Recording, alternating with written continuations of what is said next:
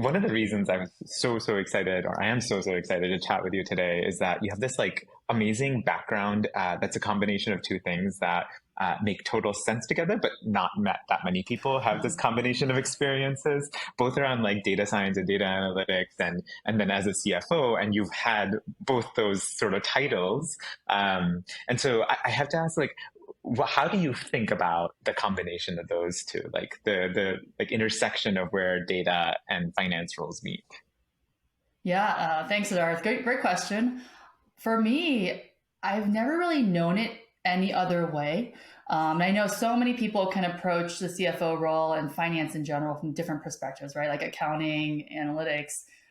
For me, it was very much data science and analytics heavy, really working from data tables and data upwards into sort of financial statements, accruals, gap metrics, things like that. And so I've never really known it the other way. And I think that fortunately for me and just the timing of the industry and the macro trends, you do see more data heavy CFOs, strategic CFOs being put in place, ones that may or may not have had an accounting background.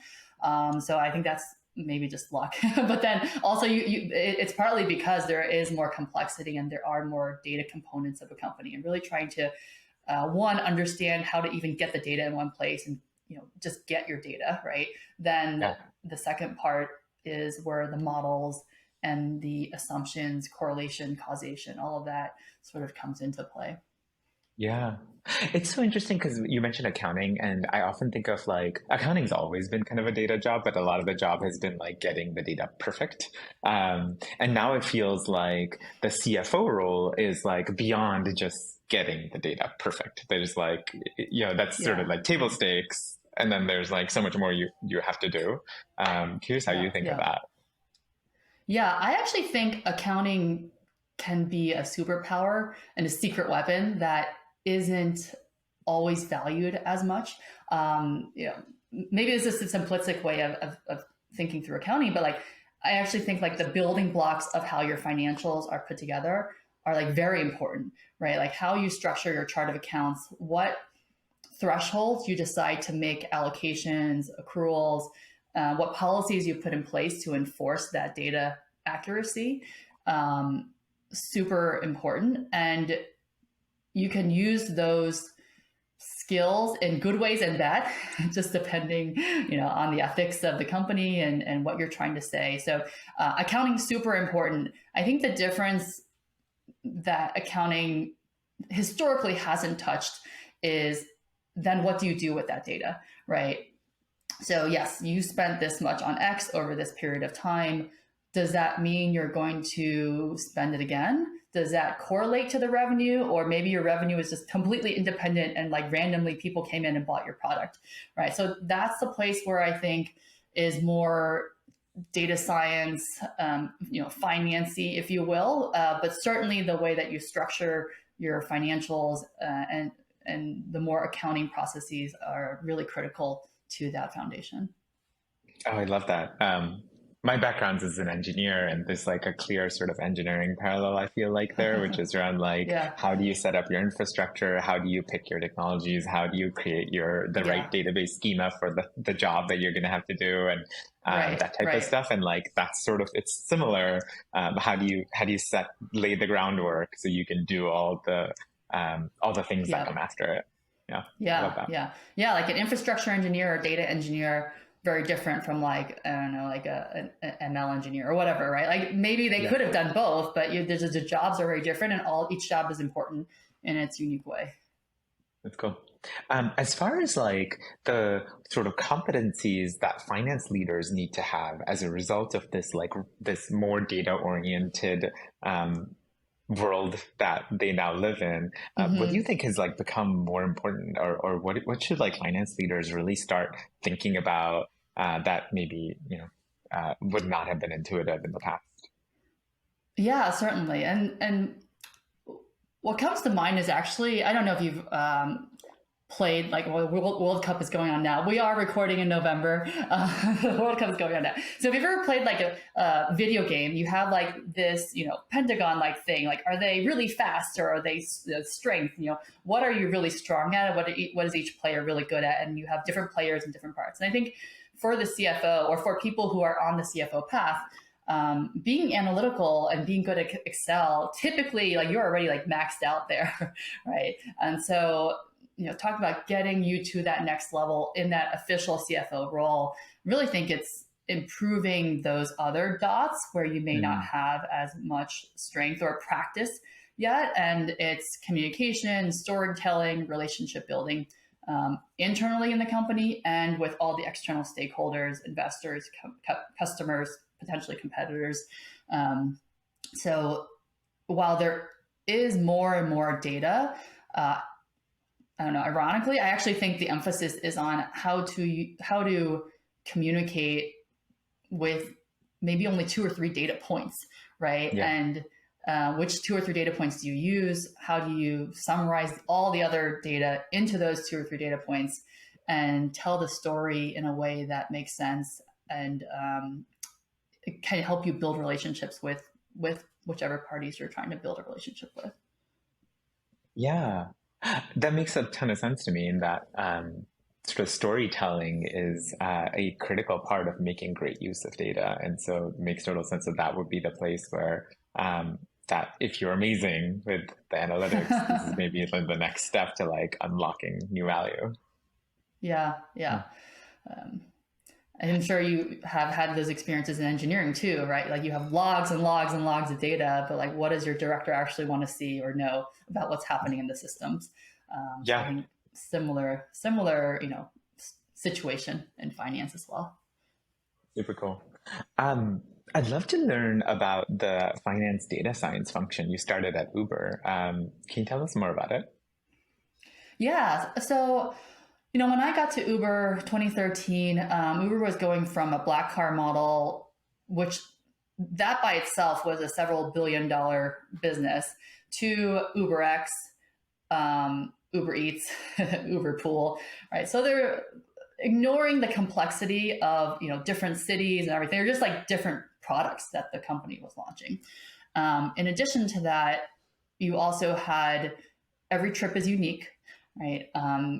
The location, the distance, the time. So I know in SaaS today we talk a lot about like usage-based pricing, right?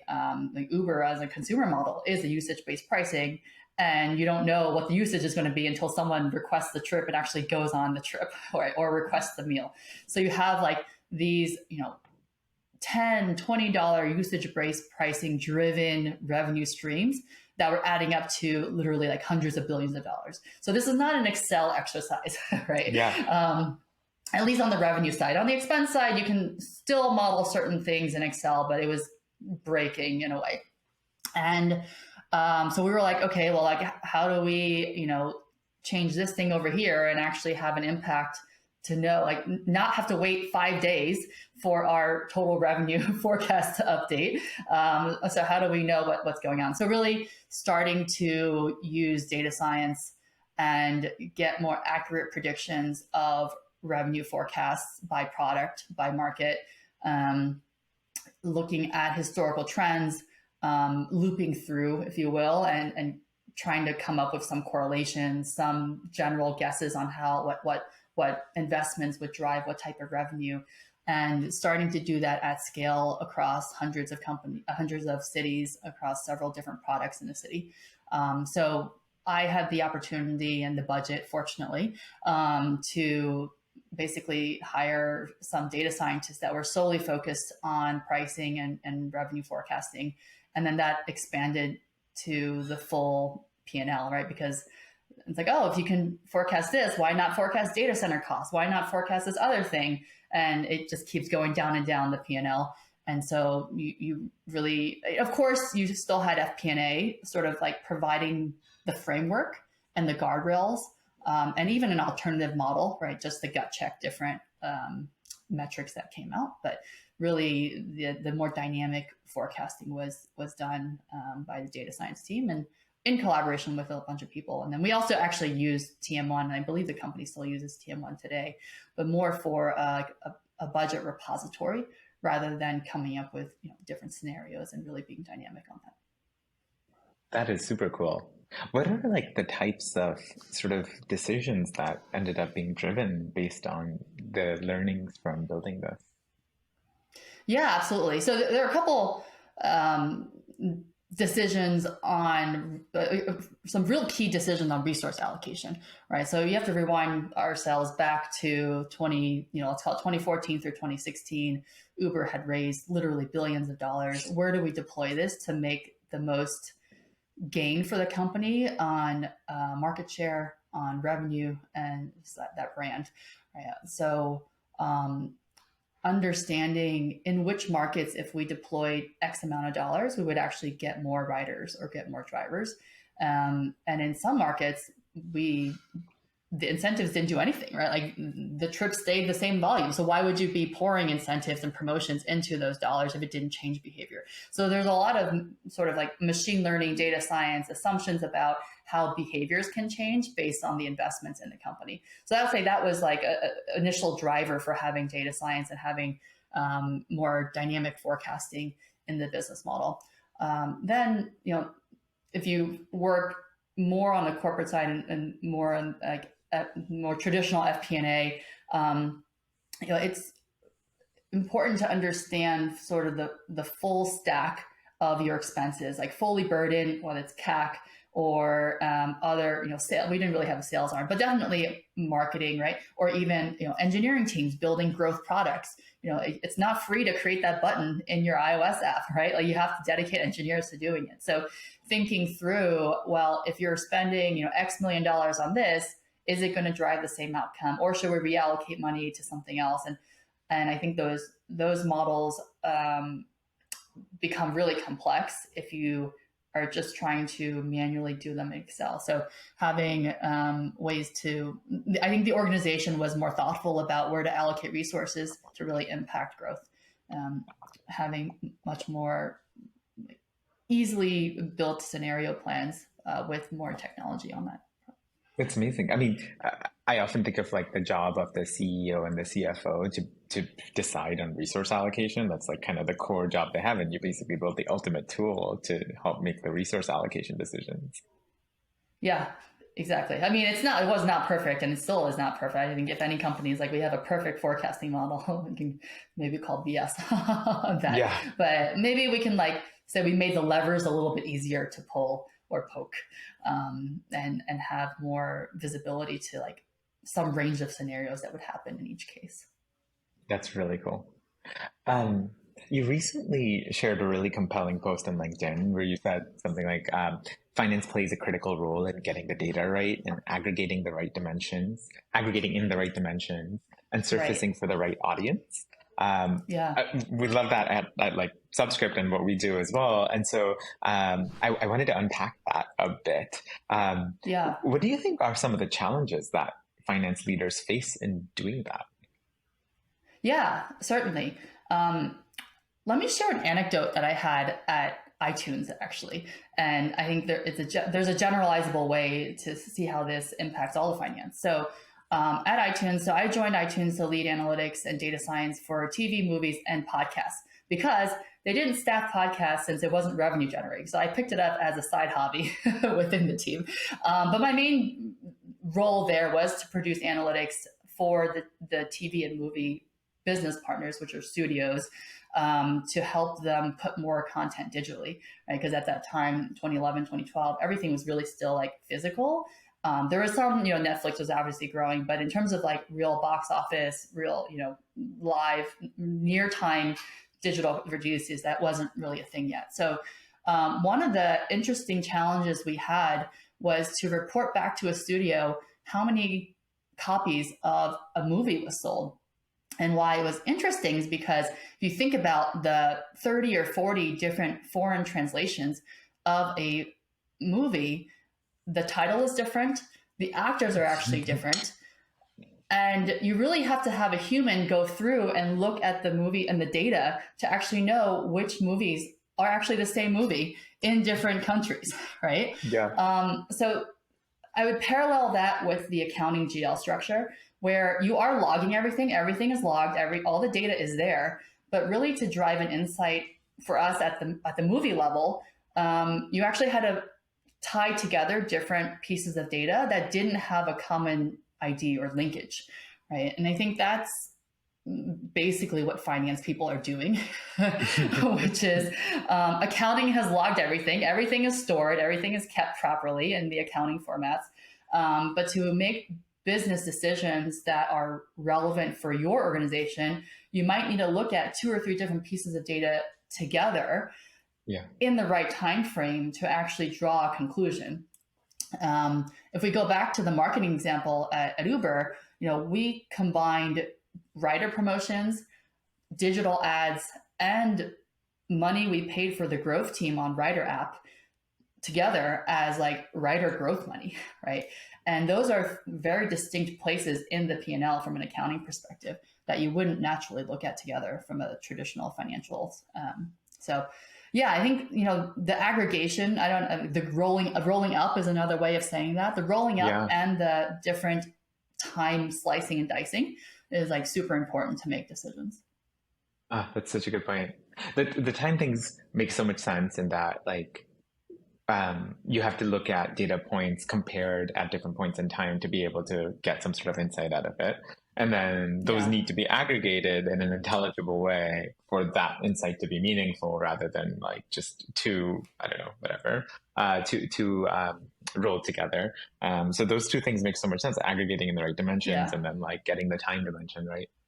I guess, like, what are things that you think that finance teams could be doing better to be able to manage this easier? Or like, how can finance teams set themselves up for success in doing this? Yeah, I think there's more automation that could be leveraged. And I kind of say that lightly because I know there are a lot of tools out there to do a lot of things, right? I'll focus just on the data side, both on revenue and on expenses. And I think this is kind of where like both of us are actually, trying to make an impact in the market where, you have all the data with low tech, right? You can throw all the data into Excel or Google Sheets and just have like multiple tabs that automatically spit out with different macros, different views. And you basically, like, human goes and looks at this tab and that tab and that tab, and to see where there are insights or things that are different than what you expected, right? So there's a way to automate with the existing tool set, which a lot of times is still, as you know, Google Sheets and Excel. Right? Mm-hmm. I think the next level there is some software to actually do that stack for you so that people on the finance team can focus more on those relationships and have the machine spit out the insights and the metrics, and then take those metrics and talk to the marketing lead or talk to the engineering lead, talk to whoever else on the team to make decisions about what to do next. So that's where I think the finance teams can focus more of their time, assuming that they have some resources and some technical skills to actually automate some of the data work that is the starting point. Yeah. And this goes back to your earlier point about like the communication and the storytelling, right? Right. It's because if you are afraid or if you're not good at communicating or approaching your investor or approaching some other person in the company, you might just fill your day up with busy work in Excel, and that might be okay, right? Yeah. And so, but really where the highest ROI is like communicating the insights across the company to actually drive better business decisions. In your experience, how did you, like, what was the right sort of approach and forum there? Like, did you receive pushback as a CFO and like, what are you talking about? Or like, you don't know my world? Or I don't know, like, I imagine there's art to this. Yeah, certainly. So it's funny. I actually think, so I believe that if you're not getting enough pushback, you don't know where the line is, right? So you're not actually crossing the line if your marketing lead isn't pushing back to you. Fair enough. I won't speak for everyone at Uber, but there were certainly a cast of characters, and I was not the one in finance getting the most pushback. Let me just say that much. Yeah. But certainly, you have potentially product teams or marketing teams like, hey, finance doesn't know what they're talking about. Like, why are they recommending this or that? And I think that's where there is some EQ and like building up to those recommendations, right? Like maybe the first meeting you have your CMO isn't like, hey, this campaign isn't working, go do this podcast instead, right? It's more like, hey, here's the data. Here is some information for you.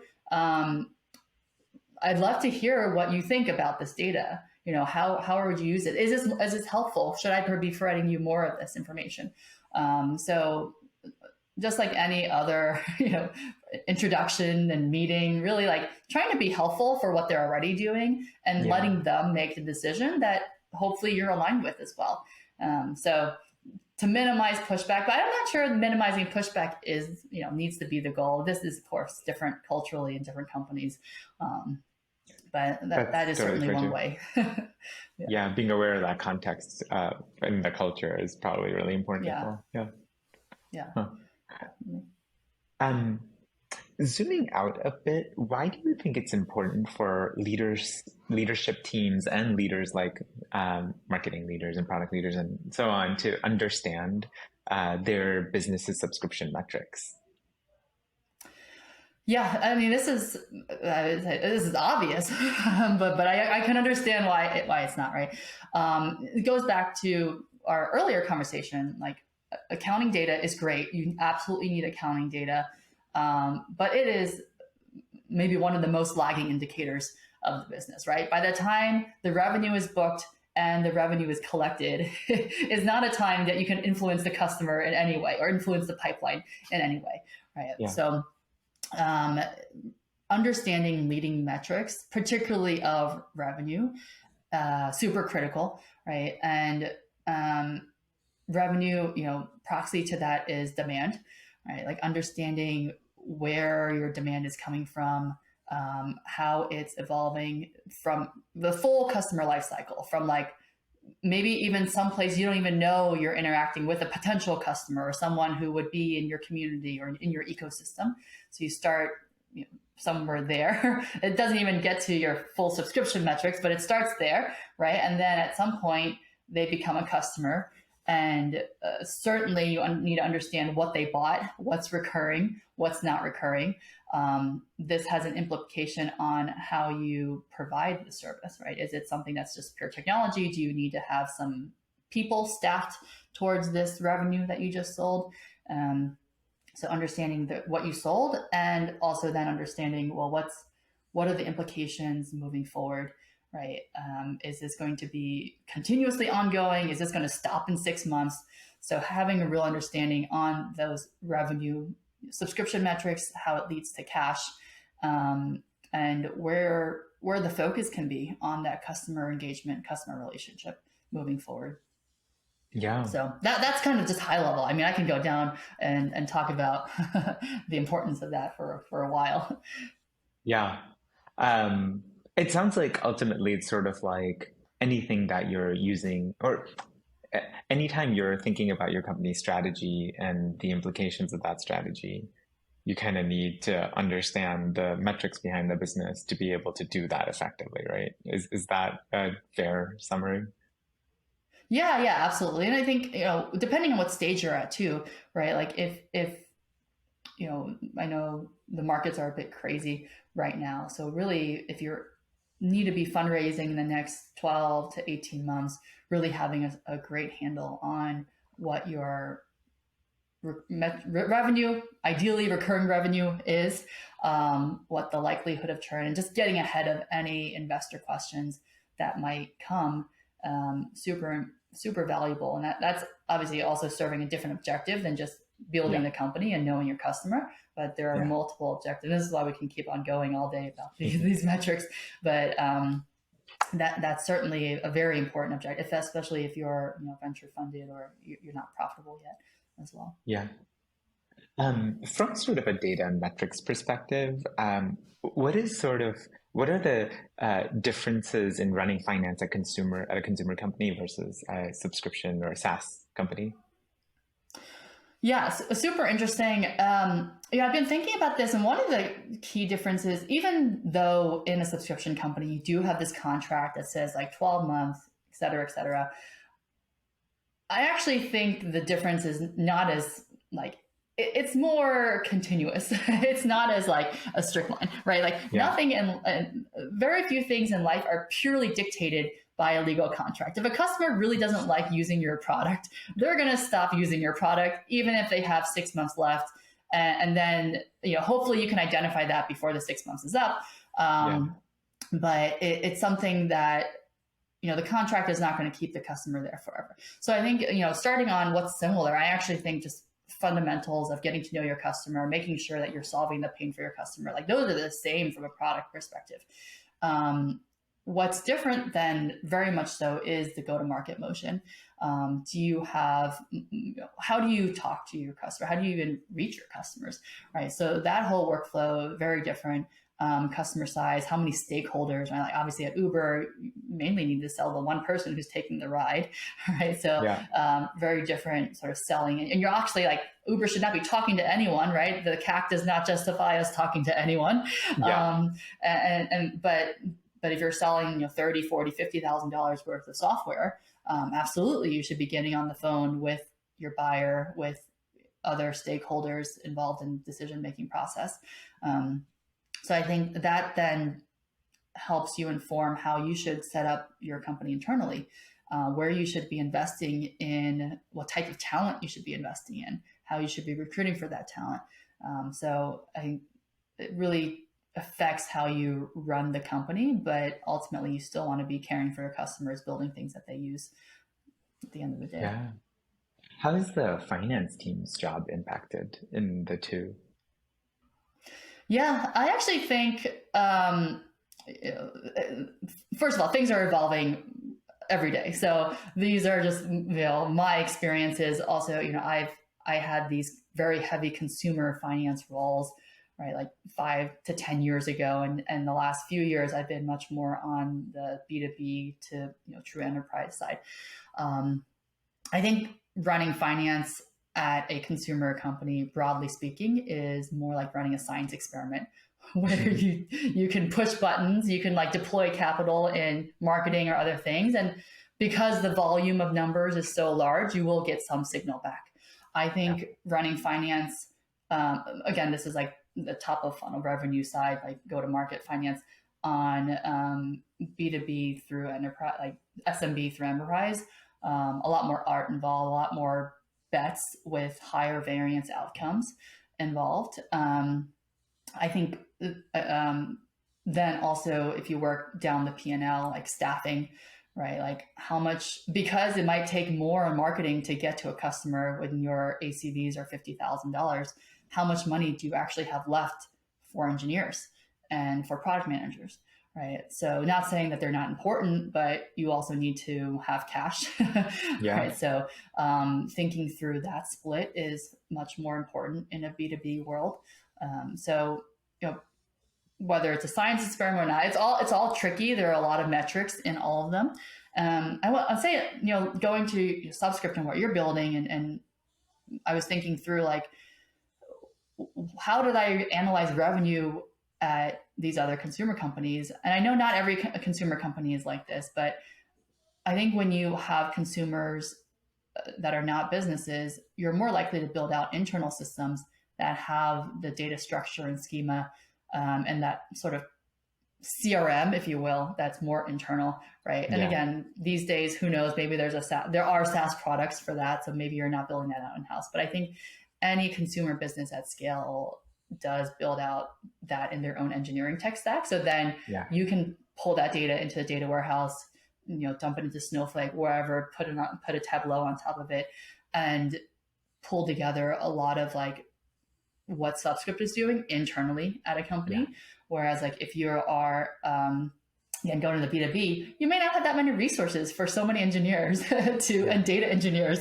to be doing this for you, right? yeah. So you have a Salesforce, you have some other CRM, you have some data there, you have an ERP.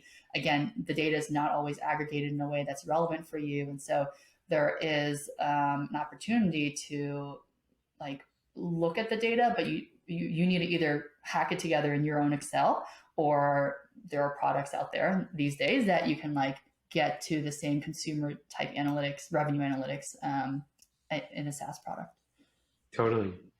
It's really interesting because to your point about like when you're talking to customers versus not talking to customers, I find that that governs the complexity of the contracts you send them. When you don't talk to customers, they don't really have that much choice, right? They can't be like, well, I'll Yes. pay you like, after a POC for like 2 months at a time and only when it's a blue moon or something like that. Like, it's just, that's not, they can't do that. And so they can just tap the button whether they buy or not. But when you have a salesperson on the other end, you can negotiate, and so you do, and things look a little more complex. Yeah. Well, I will say the consumers do have choice. It's just that it's not worth the company's time to convince the consumers who are not choosing your product. Yeah. So I think they still have choice. They can choose to walk away. That's fair. But definitely on the B2B side, there is that more of that tango and like negotiation going on. Yep. Totally. So you've had all these like experiences in consumer companies and B2B companies as a data person, as a finance person, as both. And how did all of those things sort of culminate in you being inspired to start Sudozi? Yeah, so I am we were chatting about, they're like accidental entrepreneur. I never really thought about starting my own company. I always like enjoyed being creative and enjoyed looking at data. And after reflecting on some of these experiences as, VP of Finance, CFO, I really thought that there is this data stack within finance that could be automated in a pretty scalable and consistent way across different companies. And of course, there are some customizations, your chart of accounts are different, but there is a big chunk of that could be automated. And so at Uber, we built out internal processes for procurement, right? And goes to the relationship building. We wanted everyone who should have access to actually see what was being approved, right? We didn't need all their approvals. We wanted them to see that this was being approved. We're spending X $billion here, Y million there. These are the reasons we're spending the money, and being really transparent across the company about what we're spending money on and why. Then linking that to the budget and having visibility on how you're tracking against your budget, even if the budget was very large, like having some visibility on how people are tracking to the budget. We had resources to build that out internally. And I think as companies don't have resources to do that internally, and my personal experience is your relationships with external business stakeholders suffer if you are making them go through this like really annoying procurement process where 10 million people get pinged every time they want to buy a subscription, and they don't really need to know, and it's just really a bad use of resources for finance and for your business stakeholders to be like spending time on these expense things, wherein a lot of that can be automated. The insights from those investments can be automated, and you can be spending more time making decisions for the business. So that's kind of how I strongly felt in my last CFO role. And I actually wanted to buy a product that did essentially procurement, budget tracking, department relationship building on the finance side, and I couldn't find it. So I did what I think you might have done too, which is let's just try to start this business, see how it goes. And we're still early. We're a C-stage company, but our goal really is to allow finance teams to focus on building those skills and building those relationships with different business leaders, not spending time in the meeting looking for some random contract that's about to renew. It's not a good use of time. That should all be automated and basically surfaced to you. Then you make a decision if you want to continue buying this software, let's call it software, or engaging with this consultant, what that consultant is going to do to drive more business for you. And so that's what we're all about at Sudozi. That's awesome. I think there's this theme in how you think about the world, and I think also how I think about the world that I really like, which is the finance team's time can be spent on much better things than it's spent on right now, because you get these like brilliant people working in the finance team, and then they're, I don't know, staring at like reading the same clause in the contract for like the Totally. 15th time, or like going cross-eyed on a Yep. spreadsheet, where they could be doing something so much more meaningful for the business. And I really appreciate that. Yeah, and I parallel it with the trend and investment in the ecosystem we've seen in like ML ops, right? Hmm. I think finance leaders at companies don't do a great job marketing themselves and showing how much work they need to do to get the financial reports to the way they are. And there's a Yeah, lot of operational work that goes into doing that.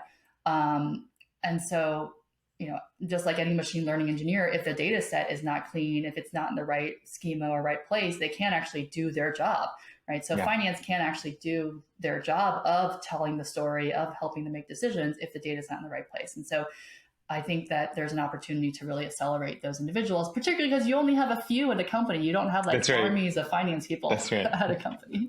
Yep. Yep. Totally agree.